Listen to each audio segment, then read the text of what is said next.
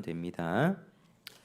야곱이 라반의 아들들이 하는 말을 들은즉 야곱이 우리 아버지의 소유를 다 빼앗고 우리 아버지의 소유로 말미암아 이 모든 재물을 모았다 하는지라. 야곱이 라반의 안색을 본즉 자기에게 대하여 전과 같지 아니하더라. 여호와께서 야곱에게 이르시되 내 조상의 땅 내 족속에게로 돌아가라. 내가 너와 함께 있으리라 하신지라. 아멘. 이제 저희가 구속사를 이렇게 계속 배워보고 있습니다. 하나님이 망가진 세상을 어떻게 구원하시는가, 그게 구속사인데, 우리 지난 시간에 간략하게 살펴보면 이제 야곱이 형님의 그 축복을 이제 속여서 받았습니다. 그래서 형은 분노하게 됐고요. 에서는 야곱을 죽이려고 했었죠. 그래서 야곱은 형 에서를 피해서 라반 외삼촌의 집으로 피신을 했습니다. 그래서 야곱은 라반의 집에서 어떤 일을 하게 되었는가? 바로 가축을 돌보는 일을 하면서 아내를 또 4명 얻었죠. 2명은 이제 라반의 딸 라헬과 레아를 얻었고, 그 둘은 각각의 이제 여종, 이제 첩을 얻어서 총 4명의 아내를 얻었고, 그 가운데 이제 11명의 아들 또 1명의 딸 이렇게 얻었습니다.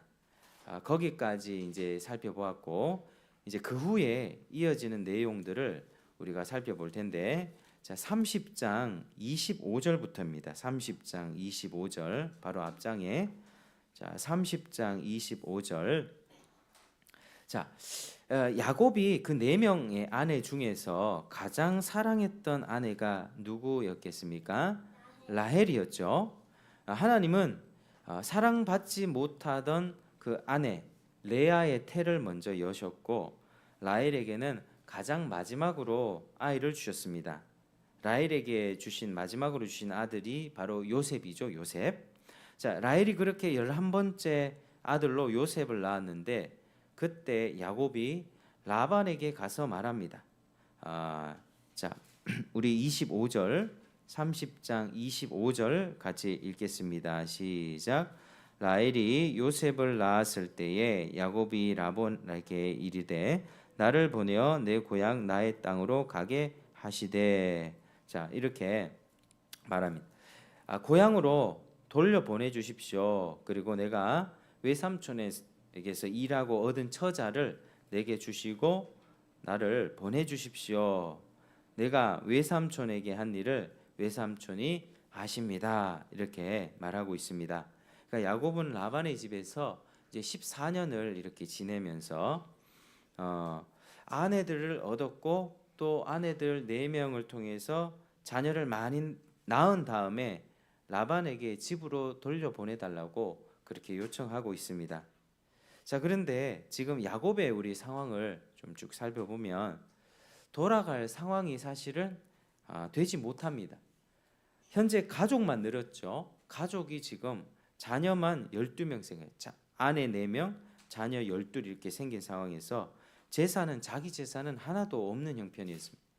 외삼촌의 가축은 잘 돌봐줬지만 자기 몫은 지금 얻지 못한 상태였고, 그리고 분노했던 형님이, 자기를 죽이려고 했던 형님 에서가 지금 마음이 풀렸는지 어땠는지 알지도 못했고, 또 어머니가 너 돌아와도 된다 뭐 이런 소식도 하지 않았습니다. 그래서 사실 돌아갈 상황이 되지 않았지만, 근데 야곱은 도망쳐 올 때 이 베델이라고 하는 지역에서 하나님과 맺은 언약을 기억하면서 집으로 돌아가려고 했던 것입니다. 우리가 앞에서 28장 13절 15절 한번 같이 읽어볼까요? 자, 28장에 딱 도망치던 그때 베델에서 28장 13절에서 15절 같이 읽겠습니다. 시작. 또 본즉 여호와께서 그 위에 서서 이르시되 나는 여호와니 너의 조부 아브라함의 하나님이요 이삭의 하나님이라. 네가 누워 있는 땅을 내가 너와 네 자손에게 주리니 네 자손의 땅이 티끌같이 되어 내가 서쪽과 동쪽과 북쪽과 남쪽으로 퍼져 나갈지며 땅의 모든 족속이 너와 손으로 말미암아 복을 받으리라. 내가 너와 함께 있어 네가 어디로 가든지 너를 지키며 너를 이끌어 이 땅으로 돌아오게 할지라. 내가 네게 허락한 것을 다 이루기까지 너를 떠나지 아니하리라 하신지라. 아멘. 자, 이렇게 땅과 자손의 복을 약속하셨는데 이제 자손은 지금 어느 정도 얻었죠. 아내 4명에다가 12명의 자녀를 얻었으니까 이제 그 땅으로 돌아가려고 하는 것입니다. 아, 하나님의 약속이 이제 이루어지는구나. 자, 이것을 보면 야곱이 하나님의 약속을 붙들고 사는 믿음의 사람이라는 것을 잘 알 수 있습니다. 아, 야곱이 하나님의 약속을 잘 기억했구나. 근데 우리가 또 생각해 보면 그가 돌아가려고 하는 이유 중에 하나는 자기의 그 이제 주인이었던 라반이 매우 힘들게 했기 때문입니다. 그러니까 라반이 아주 교활한 사람이었거든요. 욕심도 많고 교활하고 이렇게 야곱을 이용해 먹으려고 했던 사람이었는데 이 교활한 라반 밑에서 일하는 것이 매우 고되었기 때문에 하나님의 약속이 생각났던 것입니다. 우리도 어디 직장 생활하는데 우리 바로 위에 상사가 엄청나게 괴롭히고 월급도 얼마 주지 않는다면 당장 다른 직장으로 옮기고 싶은 마음이 들잖아요.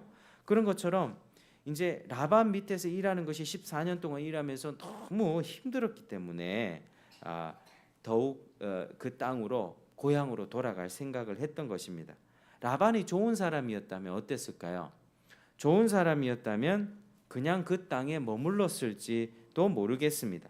그런데 아주 힘든 환경이 그로 하여금 언약을 생각하겠고 하나님이 이 땅으로 돌아오게 하실 거라는 그 약속을 생각하게 했고 그 언약의 말씀을 따르려고 했던 것이고 돌아갈 본향이 있는 것이다. 나는 결국 돌아가야 된다. 여기 라반의 집에서 평생 이렇게 사는 게 아니다. 이런 마음을 가졌다는 것이죠. 자, 그런데 이렇게 라반에게 외삼촌에게 이야기를 하는데 문제가 하나 생깁니다. 라반이 야곱을 보내주기가 싫었습니다. 자, 우리 30장 27절 같이 읽어보겠습니다. 30장 27절 시작. 라반이 그에게 이르되 여호와께서 너로 말미암아 내게 복 주신 줄을 내가 깨달았노니 네가 나를 사랑스럽게 여기거든 그대로 있으라. 그렇게 말하죠. 자, 여호와께서 너로 말미암아 내게 이렇게 많은 복을 주셨다. 그걸 내가 알겠다. 네가 나를 사랑스럽게 여기거든 그대로 있어서 일을 더 해달라. 이제 우리 서로 좋은 관계로 서로 더 잘 지내보자. 조금 더 있으면 안 되겠냐. 야곱을 자기 곁에 두는 게 이득이라고 생각했기 때문에 붙잡아 두려고 했던 것이죠. 여러분, 보통 사람들의 마음이 그렇죠. 이해관계를 따져봅니다. 직장 생활할 때도 이 사람이 신입사원이 들어왔는데 일을 수습기간을 시켜보고 좀 일을 잘하고 이득이 되면 곁에 두고 싶고 손해날 것 같으면 보내는 것이죠. 그게 여러분 세상의 원리입니다. 세상은 철저하게 이해 득실을 따져보면서 계산기 쳐보면서 이 사람이 내게 우리 회사에 우리 기업에 도움이 될 것 같다 이러면은 계속 남겨두는 것이고 도움이 전혀 되지 않는다 이러면은 퇴출하는 것이죠. 퇴출. 이거 이제 뭐 세상에 뭐 운동 선수도 그렇고 건강하고 실력이 있을 때는 막 러브콜 보내고 이쪽 구단에서 저쪽 구단에서 오라고 하다가 이제 다치고 이렇게 시들시들해지면 전성기가 지나면 이제 아주 몸값이 헐어지면서 다른 구단으로 아주 인기 없는 구단으로 그렇게 팔려가게 되는 것이죠. 그래서 이 라반의 마음은요 전형적인 어떤 그 세상 사람들의 그 이해타산적인 마음을 그대로 보여주고 있습니다. 근데 이제 라반은 떠나겠다고 말한 야곱의 마음을 달래기 위해서 이제부터 품삯을 주겠다. 그전에는 품삯이 없었습니다. 그전에는 아내 4명 얻는 것 그리고 그로 인해서 거기서 뭐 먹고 자고 숙식 제공 뭐 이 정도는 됐었죠. 그런데 야곱에게 이렇게 일한 대가를 품삯을 주지 않았는데 이제부터 내 품삯을 정해라. 내가 그것을 주겠다. 28절에 그렇게 얘기합니다. 근데 이 사실은 이 말은요 또 야곱을 붙잡아 두기 위한 거짓말이었습니다. 나중에 우리가 31장 7절을 보면 라반이 품삯을 정해놓고 10번이나 바꿨다고 얘기하고 있거든요. 그러니까 이 라반은 철저하게 자기에게 유리하도록 야곱을 이용해 먹으려는 것입니다. 이때 야곱은 라반에게 정직하고 성실하게 외삼촌을 섬겨왔고 하나님이 자기를 통해서 외삼촌에게 복을 주셨다는 걸 어필합니다. 외삼촌이 복을 받았는 것은 바로 나와 함께 하신 하나님의 은혜입니다. 라고 자꾸 이야기하죠. 그리고 또 내가 내 집을 세우고 싶습니다. 자, 30절 같이 읽어볼까요? 30절 시작. 내가 오기 전에는 외삼촌의 소유가 적더니 번성하여 때를 이루었으니 내 발이 이르는 곳마다 여호와께서 외삼촌에게 복을 주셨나이다. 그러나 나는 언제나 내 집을 세우리까. 이제 자기도 자기의 이제 기업을 세우기를 원한다는 말을 하죠. 자, 라반이 품삯을 어떻게 했으면 좋겠냐 물어보니까 야곱이 어떻게 대답하냐면 요 뒤에 내용들 제가 요약해서 말씀드리는 겁니다. 자기에게 절대적으로 불리한 조건을 겁니다. 자, 키우던 양 중에서 어떤 양을 달라고 했냐면 순 100개의 양을 제외한 점 있고 검은 것이나 아롱진 것을 자기 몫으로 달라고 했습니다. 그 염소 중에서는 순 흑색을 제외한 반점이나 아롱진 염소를 달라고 했습니다. 자, 왜냐하면 양 중에서 이렇게 양이나 염소든 이렇게 아롱지고 반점이나 뭐 얼룩 있는 것들은 열성이기 때문입니다. 그러니까 태어날 확률이 적다는 거죠. 그러니까 양이나 염소든 이 새끼를 빼면 순 백색이나 순 흑색이 나오는 게 그게 일반적인 생식입니다. 그러니까 태어날 확률이 적은 것들을 내 몫으로 주십시오. 자기에게 불리한 이야기를 얘기하니까 라반이 어떻게 했습니까? 라반이 오케이 하게 되겠죠. 왜냐하면 라반은 욕심이 많은 사람이었습니다. 이걸 가지고 뭐 6대4, 7대3 뭐 이렇게 했다면 라반이 안 들었을지도 모릅니다. 근데 수많은 그 양떼들 중에서 좀 아롱지고 그 점 있고 검고 얼룩 있는 것들, 그 얼마 되지 않는 것들을 자신의 몫으로 달라니 라반 또 흡족했던 거죠. 그거 어차피 뭐 태어날 확률이 적으니까 주겠다라고 약속했던 것입니다. 그래서 자기의 요구 조건을 수락하도록 하기 위해서 야곱이 그렇게 했고요. 또 사실은 이거 가지고 가축을 불릴 어떤 자기 나름대로의 계책이 있었습니다. 그래서 라반은 수락을 하게 됐고 라반의 가축하고 야곱의 가축을 이때부터 분리해서 이제 키우기 시작하죠. 야곱은 이제 자기 나름대로 계책을 부려서 가축들을 불리기 시작하는데 사실 이게 굉장히 미신적인 방법입니다. 우리 뒤에 37절에서 38절 한번 읽어볼까요? 37절, 38절 시작. 야곱이 버드나무와 살구나무와 신풍나무의 푸른 가지를 가져다가 그것들의 껍질을 벗겨 흰 무늬를 내고 그 껍질 벗긴 가지를 양떼가 와서 먹는 개천의 물 구유에 세워 양떼를 향하게 하며 그 떼가 물을 먹으러 올 때에 새끼를 베니. 자, 39절을요. 가지 앞에서 새끼를 뱀으로 얼룩얼룩한 것과 점이 있고 아롱진 것을 낳은지라. 자, 이렇게 말씀하죠. 그러니까 버드나무, 살구나무, 신풍나무는요. 이 나무의 껍질은 거무스름하거나 짙은 갈색을 띱니다. 근데 속은 매우 하얘요. 그러니까 이런 이 가지를 푸른 가지를 가져다가 그거를 껍질을 요쪽 벗기면은 하얘지고 또 요쪽 군데군데 껍질을 벗기면 흰무늬랑 껍질 색깔 뭐 갈색이나 푸른 색깔이랑 막 이렇게 얼룩얼룩한 그런 무늬가 날 것 아닙니까? 그래서 그런 얼룩얼룩한 가지를 이렇게 세워뒀다는 겁니다. 자기가 만든 수로의 양들이 물을 마시러 올 때 이렇게 세워뒀다가 이렇게 당시 사람들은 어떻게 생각했냐면 이 가축이 교미를 해가지고 수태될 때 어미의 심리 상태나 환경에 많은 영향을 받는다고 생각했습니다. 그래서 나뭇가지가 그렇게 알록달록한 나뭇가지를 세워놓으면 반점을 지닌 종자가 태어난다고 그렇게 믿었다는 것이죠. 자, 그런데 이게 이런 미신적인 방법이었는데 전혀 과학적이지 않고 당시 사람들의 생각이었지만, 그럼에도 불구하고 야곱은 이런 방법을 했을 때 얼룩무늬 새끼를 많이 낳게 하는 결과가 그렇게 생겼습니다. 그래서 그 방법이 효과가 있었어라기보다는 하나님이 야곱을 속히 부하게 해주시려고 또 가나안 땅으로 귀향시키고자 하나님께서 그렇게 일을 하셨다는 것입니다. 이 말도 안 되는 미신적인 방법이었지만 그 방법을 했을 때 하나님이 그 방법까지도 그냥 사용하셔서 야곱에게 복을 주었다. 그래서 야곱은 튼튼한 양이 새끼를 뵐 때, 교미를 할 때 그 가지를 곁에 뒀고요. 그러면은 튼튼한 양에게서 그렇게 얼룩 있는 새끼가 나왔을 것 아닙니까? 그래서 튼튼한 양이 얼룩무늬를 낳아서 자기의 것이 되도록 했고, 약한 것들은 그냥 내버려 두었습니다. 결국 야곱은 하나님의 은혜로 매우 번창하게 되었고 양떼, 노비, 낙타, 나귀가 많아지게 됐습니다. 43절 같이 읽겠습니다. 시작. 이에 그 사람이 매우 번창하여 양떼와 노비와 낙타와 나귀가 많았더라. 그렇죠. 매우 번창하게 됐다. 이렇게 말하고 있습니다.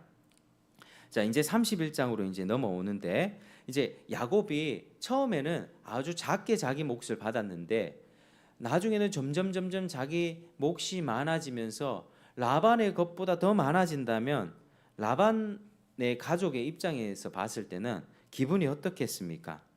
질투가 나겠죠. 자, 31장 우리 1, 2절 같이 읽어보겠습니다. 31장 1절 2절. 자, 시작. 야곱이 라반의 아들들이 하는 말을 들은즉 야곱이 우리 아버지의 소유를 다 빼앗고 우리 아버지의 소유로 말미암아 이 모든 재물을 모았다 하는지라. 야곱이 라반의 안색을 본즉 자기에게 대하여 전과 같지 아니하더라. 아멘. 자, 질투가 생기기 시작합니다. 질투가. 자, 라반의 아들들이 야곱을 보는 시선이 달라졌습니다. 우리 아버지의 소유를 다 빼앗고 우리 아버지의 소유를 말미암아 이 모든 재물을 모았다. 이렇게 그런 시선으로 보기 시작했죠. 그래서 그들의 관계가 더 안 좋아지기 시작할 때 하나님의 말씀이 임합니다. 3절이죠. 3절 같이 읽겠습니다. 시작. 여호와께서 야곱에게 이르시되 내 조상의 땅 내 족속에게로 돌아가라. 내가 너와 함께 있으리라 하신지라. 아멘. 자, 처음에 야곱은 아내와 12 자식들만 데리고 떠나려고 마음을 먹었지만 하나님은 지금 6년이 더 지난 시간이거든요. 하나님은 그에게 재산까지 엄청나게 많이 허락해 주셨습니다. 자, 그러니까 총 14년에 6년 더하면 아내 1명 얻는데 7년, 두 번째 아내 얻는데 7년, 그리고 지금 6년 해가지고 20년이거든요.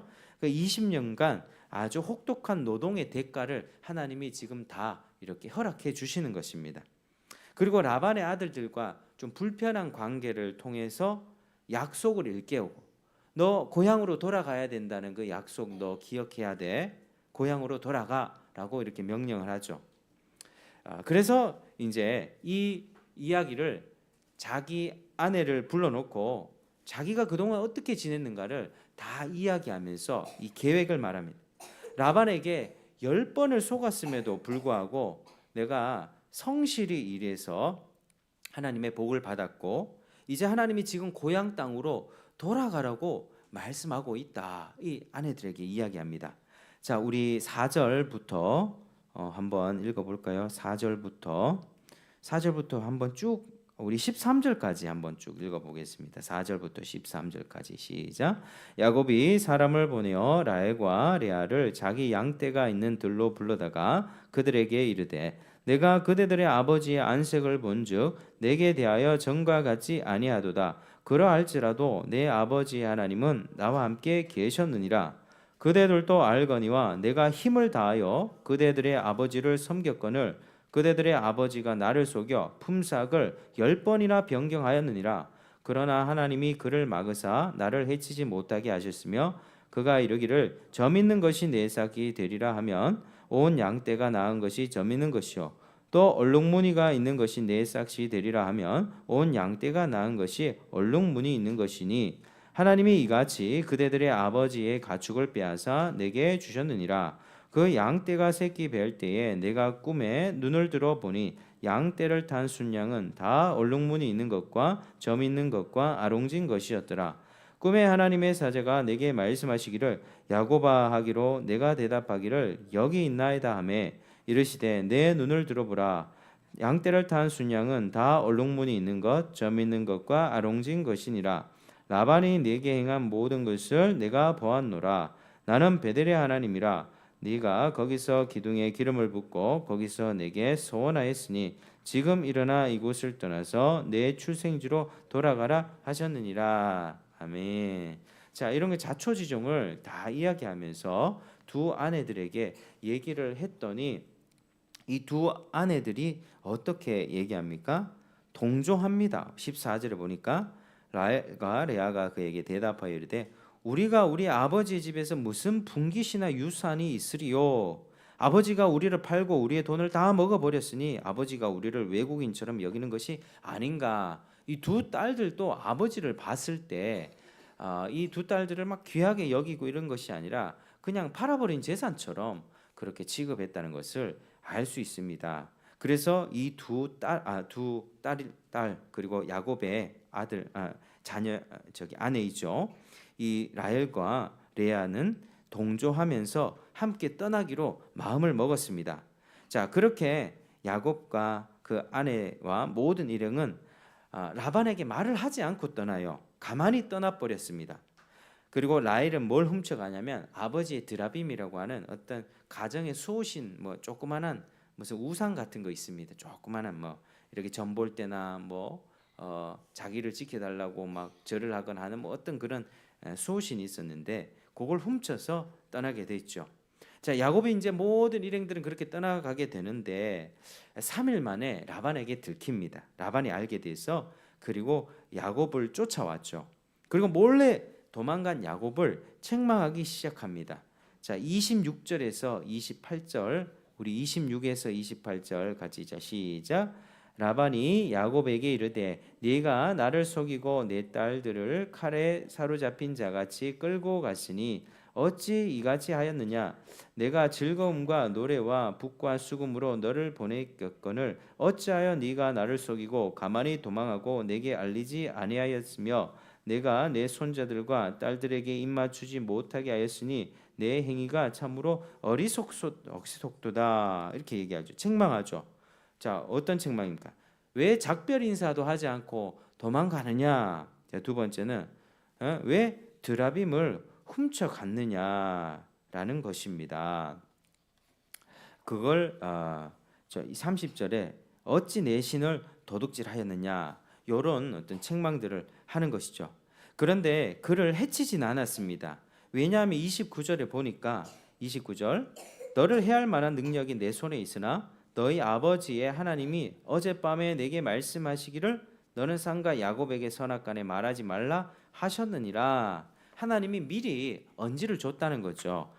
미리 어젯밤에 꿈에 딱 나타나가지고 야곱 건드리지 마라 그냥 보내줘라 했다는 것입니다. 그래서 야곱은 조용히 도망친 이유를 설명합니다. 자, 31절 같이 읽겠습니다. 시작. 야곱이 라반에게 대답하여 이르되 내가 생각하기를 외삼촌의 딸들을 내게서 억지로 빼앗으리라 하여 두려워하였음이니이다. 자, 외삼촌이 자기 딸들을 다시 데려갈까봐. 그러니까 이제 야곱이 라반의 집에서 이렇게 노동하면서 얼마나 많이 속았겠습니까? 품삯을 10번이나 바꿨다고 합니다. 이만큼 줄게, 아니야 이만큼 줄게, 자기 유리한 대로. 그러니까 야곱은 엄청나게 지금 이용당한 거죠. 그러니까 혹여나 이 줬던 딸까지 빼앗을까봐 이미 14년을 섬기고 그 2명의 딸을 아내로 얻었는데 그 딸까지 빼앗을까봐 두려운 마음으로 몰래 도망왔다. 라반은 무엇이든지 자기가 원하는 대로 하는 교활한 사람이었습니다. 야곱은 라반이 자기 아내들까지 빼앗을 것이라 생각도 했었고요. 그런 두려운 마음에 몰래 도망쳤다는 거죠. 자, 우리는 여기서 하나님이 야곱을 다루시는 것을 보아야만 합니다. 그게 좀 보이십니까? 여러분, 야곱이 어떤 사람이었습니까? 야곱의 이름은요, 사기꾼, 속이는 자라는 뜻입니다. 속이는 자. 그러니까 야곱은 늘 이렇게 영적인 갈망이 있었고 형님의 장자권에 대한 어떤 욕심이 있었습니다. 근데 그걸 정당하게 이렇게 얻은 것이 아니라 속인 거죠. 속여서 이렇게 아버지를, 물론 리브가와 이렇게 짜서, 엄마와 짜가지고 계략을 짜서 이렇게 해서 몸에 이렇게 염소털 붙이고 엄마가 만들어진 음식 갔다 오면서 하나님이 순조롭게 만나게 해주셨습니다. 나는 에서입니다. 나에게 복 주십시오. 이러면서 속여서 복을 받게 됐죠. 형을 속이고 아비를 속여서 복을 받았습니다. 그런데 그렇게 잘 속이던 그가 20년 동안 라반에게 엄청나게 속임을 당했습니다. 우리는 이것을 봐야만 합니다. 그래서 하나님은 남을 속이는 것이 얼마나 악한 일인지 야곱이 직접 당하게 하심으로써 그를 지금 정직한 사람으로 만들어가고 있는 것입니다. 야곱은 20년간 그렇게 호되게 당하면서 정직을 배웠습니다. 내가 남을 형님과 아버지를 속인 것이 정말 잘못됐고 그들에게 상처를 준 것이구나. 내가 잘못한 죄의 대가를 내가 지금 치르는 것 아닌가 하는 생각으로 아마 20년 동안 그렇게 고생을 했을 것입니다. 그래서 그러나 하나님은 그 20년간의 그 대가를 하나님께서는 보상해 주셨고 큰 부와 재물을 허락해 주셨던 것이죠. 이제 야곱이 얼마나 정직하게 변했는가 한번 항변하는 것을 보십시오. 라반이 자기의 드라빔이라고 하는 조그마한 우상을 왜 가져갔냐고 이렇게 따질 때 야곱은 라헬이 그것을 도둑질한 것을 모르고 그것을 훔친 사람은 반드시 죽임을 당해야 할 겁니다. 이렇게 말을 합니다. 그래서 라반이 이제 야곱의 장막에서 둘을 찾아봤는데 그걸 발견하지 못하지요. 그때 야곱이 노해서 라반을 도리어 책망합니다. 우리 36절에서 42절, 36절에서 42절 같이 시작. 야곱이 노하여 라반을 책망할세 야곱이 라반에게 대답하여 이르되 내 허물이 무엇이니까 무슨 죄가 있기에 외삼촌께서 내 뒤를 급히 추격하나이까 외삼촌께서 내 물건을 다 뒤져보셨으니 외삼촌의 집안 물건 중에서 무엇을 찾아내었나이까 여기 내 형제와 외삼촌의 형제 앞에서 그것을 두고 우리 둘 사이에 판단하게 하소서. 내가 이 20년을 외삼촌과 함께 하였거니와 외삼촌의 암양들이나 암염소들이 낙태하지 아니하였고 또 외삼촌의 양떼의 순양을 내가 먹지 아니하였으며 물려 찢긴 것은 내가 외삼촌에게로 가져가지 아니하고 낮에 도둑을 맞았든지 밤에 도둑을 맞았든지 외삼촌이 그것을 내 손에서 찾았으므로 내가 스스로 그것을 보충하였으므로 내가 이와 같이 낮에는 더위와 밤에는 추위를 무릅쓰고 눈 붙일 겨를도 없이 지냈나이다. 내가 외삼촌의 집에 있는 이 20년 동안 외삼촌의 두 딸을 위하여 14년, 외삼촌의 양떼를 위하여 6년을 외삼촌에게 봉사하였거니와 외삼촌께서 내 품삯을 10번이나 바꾸셨으며 우리 아버지의 하나님 아브라함의 하나님 곧 이삭이 경외하는 이가 나와 함께 계시지 아니하였더라면 외삼촌께서 이제 나를 빈손으로 돌려보내셨으리다마는 하나님이 내 고난과 내 손의 수고를 보시고 어젯밤에 외삼촌을 책망하셨나이다. 아멘. 자, 이렇게 이야기하고 있습니다. 자, 이제 야곱이 어필하는 게 뭡니까? 나는 정말로 이 20년 동안 성실하고 정직하게 야곱의 가축을 돌봤다. 눈 붙일 겨를도 없이 그렇게 지냈다라고 그렇게 말하고 있는 것입니다. 그러니까 이제 남을 속여서 쉽게 복을 받았던 야곱은 20년 동안 아주 혹독하게 훈련을 받으면서 정직하고 성실하게 내가 땀을 흘려서 아내를 얻었고 자식도 얻었고 재산도 얻었다, 그 말을 하는 것입니다. 그러니까 하나님은 그를 그렇게 혹독한 환경 가운데 다루시면서 복을 주셨던 것입니다.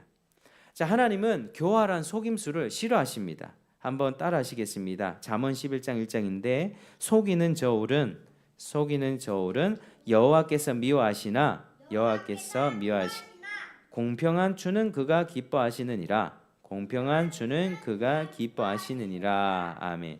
그러니까 영적인 축복이나 장자권이 아무리 좋아도 아버지를 속여서 빼앗은 것은 잘못된 것이죠.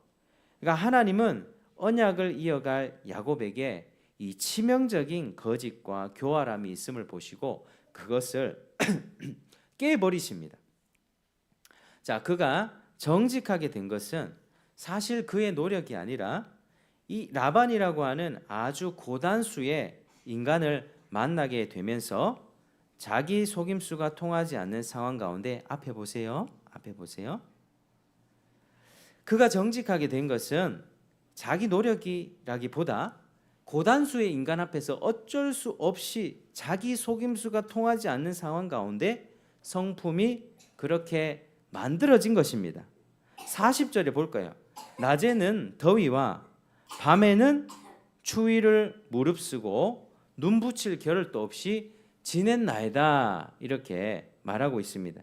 야곱이 뛰는 놈이었다면 라반은 나는 놈이었다. 자, 하나님이 라반이라는 강한 인간을 붙여주셔서 야곱의 거짓말이 아예 통하지 않도록 인도를 하신 것입니다. 자, 이처럼 하나님은 살아가면서 때로는 나보다 더 강한 인간을 내 앞에 두실 때가 있습니다. 이 원수를 외나무 다리 앞에서 만나게 되는 것처럼 아주 강한 인간을 하나님이 두실 때가 있습니다. 근데 쉽게 피해갈 수가 없고요, 도망치기 어려운 그런 가까운 인간관계를 내 앞에 두십니다. 여러분, 그렇게 피할 수 없는 어떤 인간관계를 이렇게 두실 때 어떻습니까? 마음이 어떻습니까? 정말 괴롭지 않습니까? 때로는 죽고 싶은 마음도 듭니다. 그게 사실입니다. 근데 하나님이 그 과정을 허락하시는 이유가 무엇인지 아십니까? 하나님이 뛰는 내 앞에서 나는 놈을 두신 이유가 뭔지 아십니까? 바로 나를 사랑하셔서 이 하나님의 언약 백성답게 만들기 위함입니다. 나를 사랑하셔서 하나님의 자녀답게 만들어 가신다는 거예요. 그럴 때 우리는 하나님께 원망하거나 나를 데려가 달라고 구하기보다는 먼저 자신을 돌아봐야만 합니다. 내 안에 거짓됨, 교활함, 내 안에 교만함, 이제껏 별 문제 없이 살아오는 듯 했지만 내 안에 어떤 자부심, 나의 자랑, 이런 것들, 하나님 앞에 합당치 않은 그러한 성품들이 있는지 살펴봐야만 합니다. 하나님은 그것을 지금 드러내시고 고치려고 원수 같은 아주 고단수의 인간을 내 앞에 두시는 것입니다. 피할 수 없는 극한의 상황 속에서 나 혼자 스스로 발견하지 못하고 해결도 하지 못하는 바로 그 죄악을 드러내시고 고쳐 가시는 것입니다. 그리고 힘든 상황 속에서 하나님의 언약의 말씀을 잊지 않도록 하시는 것입니다. 여러분, 나의 환경과 어려운 환경과 피해갈 수 없는 어떤 그것이 있을 것입니다. 그것 때문에 절대로 낙심하지 마십시오. 그것이 도리어 하나님의 은혜의 손길이라는 사실을 믿고 감사하시길 바랍니다. 그것을 통해서 하나님을 더욱 붙들고 하나님의 약속을 신뢰하게 되는 유익을 맛보게 될 겁니다. 또한 내 죄가 벗겨지고 내가 정직하고 거룩하게 만들어지게 될 것입니다. 그렇게 하나님은 이렇게 혹독한 훈련을 통해서 사람을 만들어 가시고 야곱에게 복을 주시는 거죠. 그러니까 하나님이 이렇게 만들어 가신다는 사실을 잘 아시겠죠? 하나님은 야곱을 그냥 돌려보내지 않았습니다. 그가 혹독한 훈련을 받으면서 그리고 얻었던 그 모든 재물과 모든 가축들 다 가져가도록 하셨던 것입니다. 풍성하게 채워주셨습니다.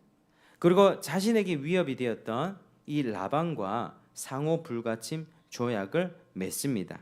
자, 우리 뒤에 우리 43절에서 48절 한번 읽겠습니다. 43절에서 48절 시작. 라반이 야곱에게 대답하여 이르되 딸들은 내 딸이요 자식들은 내 자식이요 양떼는 내 양떼요 네가 보는 것은 다 내 것이라. 내가 오늘 내 딸들과 그들이 낳은 자식들에게 무엇을 하겠느냐. 이제 오라. 나와 네가 언약을 맺고 그것으로 너와 나 사이의 증거를 삼을 것이니라. 이에 야곱이 돌을 가져다가 기둥으로 세우고 또 그 형제들에게 돌을 모으라 하니 그들이 돌을 가져다가 무더기를 이루매 무리가 거기 무더기 곁에서 먹고 라반은 그것을 여갈사 하두다라고 불렀고 야곱은 그것을 갈렛이라 불렀으니 라반의 말에 오늘 이 무더기가 너와 나 사이에 증거가 된다 하였으므로 그 이름을 갈렛이라 불렀으며. 아멘. 자, 그렇게 서로 해치지 말자. 이제 야곱도 거부가 됐고 족장이 됐고 이제 라반도 이제 거부가 됐습니다. 서로 우리 가족 간에 해치지 말자 조약을 맺고 식사를 나누고 자기 길을 갔던 것이죠.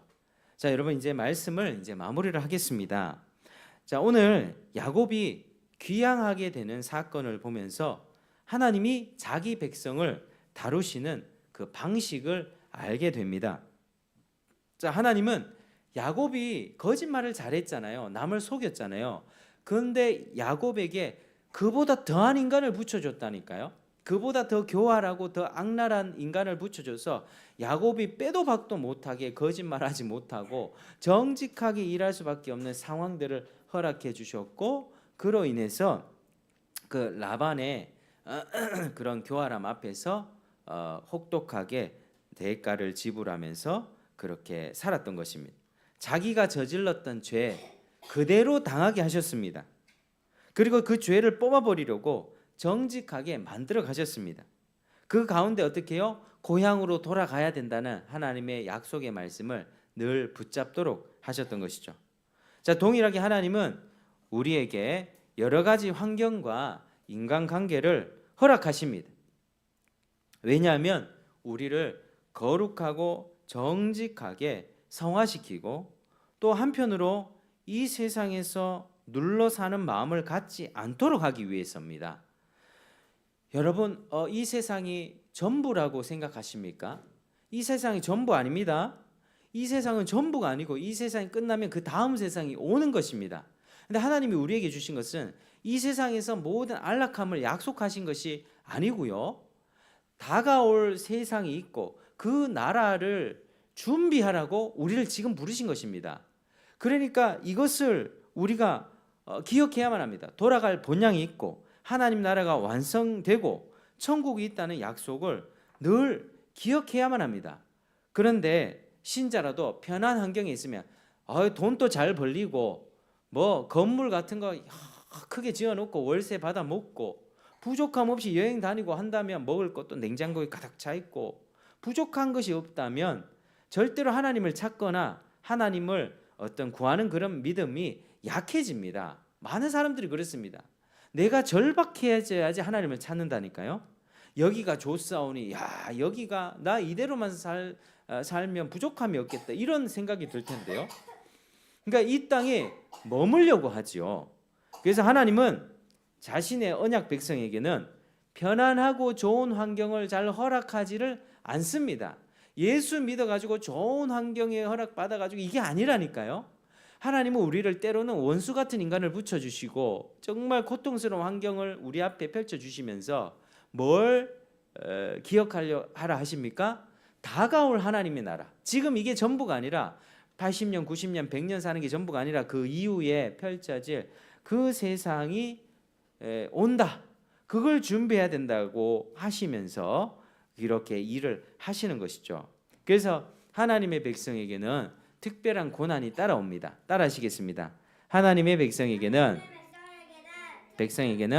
특별한 고난이 따라옵니다. 특별한 고난이 따라옵니다. 이 사실을 잊지 마십시오. 하나님이 우리를 싫어해서가 아니라 사랑하셔서 우리를 다루시기 때문입니다. 그래서 우리는 그 고난에 감사해야만 합니다. 하나님은 나의 죄를 뽑아버리고 거룩한 백성으로 세우기 위해서 고난을 허락하시고 그로 인하여 이 땅이 전부가 아니라는 사실을 일깨우십니다. 그곳은 너희가 영원히 있을 곳이 아니야. 여러분, 우리가 사는 이 세상이 전부가 아니라고 하는 거예요. 전부가 아닙니다. 다가올 세상을 준비해야 됩니다. 그곳에서 우리가 어떻게 살아갑니까? 이 세상에서 시집가고 장가가고 사업하고 장사하고 먹고 살고 땅도 넓히고 자동차도 바꾸고 이렇게 사는데 그게 전부가 아니라고 하는 것이고요. 그 죄와 탐욕과 쾌락에서 나와라. 그 죄에서 나와라. 그 죄에 참여하지 마라. 주님이 그걸 말씀합니다. 여러분, 제가 한 가지 말씀드릴까요? 앞으로 시대가 어떻게 변하는지 아십니까?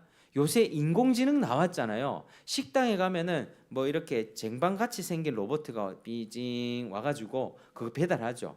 우리가 주문 또 이제 테이블에서 주문 이렇게 컴퓨터로 이렇게 주문하면 계산도 거기서 하고요. 테이블에서. 그럼 알아서 이렇게 배달이 와요. 이제는 AI가 정말 사람 같은 AI가 군대도요. 군사 로봇 이미 많이 개발됐고요. AI가 더 발전될 텐데 세상의 엘리트 정치인들과 종교 지도자들은 같이 합쳐서 뭘 하려고 하냐면 이 땅의 유토피아를 만들려고 하는 시도를 하게 됩니다. 질병도 정복하고 가난도 정복하고 불평등도 정복하고 심지어 뭐까지 정복해요? 죽음까지 정복할 수 있다는, 그리고 이 세상에서 우리 잘 먹고 잘 살아보자는 영생을 추구하는 프로젝트를 지금 추구하고 있습니다. 이게 그냥 소설이 아니라요. 진짜로 유발 하라리 같은 사람은 길가메시 프로젝트라고 해서 영생, 우리 이 땅에서 정말 영원히 살아보자. 그러니까 저라고 하는 사람이 죽으면 어떻게 돼요? 저라고 하는 뇌에 내가 살아왔던 모든 기억을 컴퓨터로 옮겨가지고 내하고 똑같이 생긴 인조인간을 만드는 거예요. 그럼 그 인조인간한테 나의 기억을 그대로 심으면 그게 내가 영생한다라고 생각을 하는 거예요. 여러분, 이거 아니죠. 나하고 그냥 내 기억을 가진 로봇이 하나 만들어질 텐데 우리는 죽고 나면 하나님의 심판이 반드시 있습니다. 나의 기억을 가진 로봇가 하나 생긴다고 해서 그게 내가 영생하는 게 아니라고요. 그러니까 오늘날 우리는요, 지금 진짜 영화 같은 일들이 우리 주변에서 벌어지고 있는데 우리가 이걸 잘 알아야만 합니다. 세상에 이렇게 엘리트 정치인들과 종교 지도자들은 힘을 합쳐서 그리고 그런 세상 만들어 볼 텐데 잘 한번 살아보자 하면서 이제 해야 될 건 뭐냐면 정부가 만들어 놓은 지침을 그 대신 따라야 해. 그래야지 우리가 안전하게 살 수 있어. 이 세상으로 가는 거예요. 세상 엘리트들은요, 고통 없고 모든 것을 마음대로 즐길 수 있는 지상 낙원이 올 것이라고 생각하면서 편리하게 노동도 없고 마음껏 즐기고 이 세상에서 영원히 살려고 하는 계획을 실행하고 있습니다. 여러분, 요즘에 EBS에서 혹시 보셨습니까? 자기 아들을 먼저 보낸 상처가 깊은 고통스러운 엄마가 있습니다. 그 엄마에게 고글을 씌워요. 이거 VR이라고 하는 이제 그거를 딱 씌웁니다. 그러면은 이렇게 자기의 죽은 아들, 딸이 이렇게 영상으로 살아나요. 그럼 이렇게 만지고 하면서 울고, 죽은 사람도 컴퓨터 기술로 살려낸다니까요. 그게 진짜 살려내는 게 아니고요. 이제 영상으로 이렇게 살려냅니다. 이렇게 고글을 끼고 그걸 가상현실이라고 하죠. 진짜 현실이 아닌데 가상현실에 들어가서 내 죽은 사람, 사랑하는 사람 만나는 겁니다. 그래서 대화하고 울고 막 하는데요. 기술이 지금 여기까지 왔죠. 근데 가상현실이 아니라 지금 이제는 증강현실이 돼가지고 이제는 현실과 가상세계를 왔다 갔다 하는 그런 시대가 우리가 되는 것이죠. 그래서 그게 지금 그 세상은 가상현실과 실제 현실을 왔다 갔다 하고 그리고 정말 여러 가지 많은 것들을 자기 만족과 쾌락과 탐욕을 마음대로 채우는 세상이에요. 현실에서는 잘 못했던 거 가상현실에서는 할 수 있는 거죠. 여러 가지 음란한 성적인 그런 쾌락들, 가상 현실을 통해서 합니다. 그리고 어떤 짜릿한 체험들, 절벽에서 떨어지는 것들 가상 현실, 게임을 통해서 합니다. 그러니까 이 사람이 게임을 많이 하게 되면요, 정신이 왔다 갔다 하게 되거든요. 이게 현실인지 가짜인지 헷갈리게 되거든요. 그거를 지금 우리 앞으로 펼쳐질 세상에서는 그런 세상이 오게 된다는 것이죠. 여러분, 그 세상은요, 앞으로 우리에게 도전하는 세상은요, 가상현실과 실제 현실이 막 이렇게 헷갈리는 세상. 그러나 자기 만족과 쾌락과 탐욕을 다 채울 수 있다고 유혹하는 세상. 그러면서 정부의 지침을 따라야만 살아갈 수 있다. 자유가 통제되는 세상입니다. 그게 인간다움이 말살되는 세상이에요. 여러분, 이 땅에서 유토피아는 이루어질 수 없습니다. 정말로 고통 없고 눈물 없는 세상은 주님이 오셔야만 이루어집니다. 악을 멸망시킨 후에야만 그 세상이 이루어진다는 거죠. 그러면서 우리는 뭘 해야 됩니까? 이 세상 엘리트들이 말하는 여기서 우리가 잘 살아보자, 유토피아 만들어보자, 모든 것을 가능한 세상 만들어보자, 여기에 현혹되지 말아야 된다는 것입니다.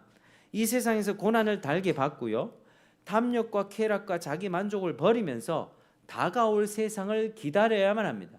이 세상 전부가 아니다. 이 세상 전부가 아니다. 다가올 세상이 있다. 이거를 우리가 기다려야만 합니다. 다가올 세상에 대한 약속을 믿고 그 세상을 준비하며 살아야만 합니다. 그래서 고난 가운데 나는 연단받고 죄를 버리면서 하나님의 나라에 들어갈 준비가 되는 것이며, 다가올 세상이 있다는 그 약속, 재림과 하나님 나라의 약속을 굳게 붙들면서 인내하며 사는 것이 우리의 삶이 되는 것입니다. 저와 여러분이 그러한 인생이 되기를 주의 이름으로 축복합니다. 기도하겠습니다. 하나님 아버지, 참 감사드립니다. 오늘도 우리 말씀을 통하여서 하나님이 자기 백성들을 어떻게 다루시는가 우리가 배웠습니다. 하나님 아버지, 하나님의 백성들을 또 거룩하고 정직하고 성결하게 만들어 가시고, 또 그 가운데 하나님의 약속을 붙잡게 하시고, 우리로 하여금 이 세상이 전부가 아니고 정말 다가올 세상이 있음을 또 알게 하시고 그것을 믿고 살게 하시니 감사합니다. 하나님, 우리 가운데 어려운 환경, 여러 가지 힘든 상황이 있다 할지라도 내 자신의 죄를 보며 회개하게 하시고 다가올 하나님 나라를 소망하면서 하루하루 견딜 수 있도록 도와주시옵소서. 감사드리며 이 모든 말씀 예수님 이름으로 기도드립니다. 아멘.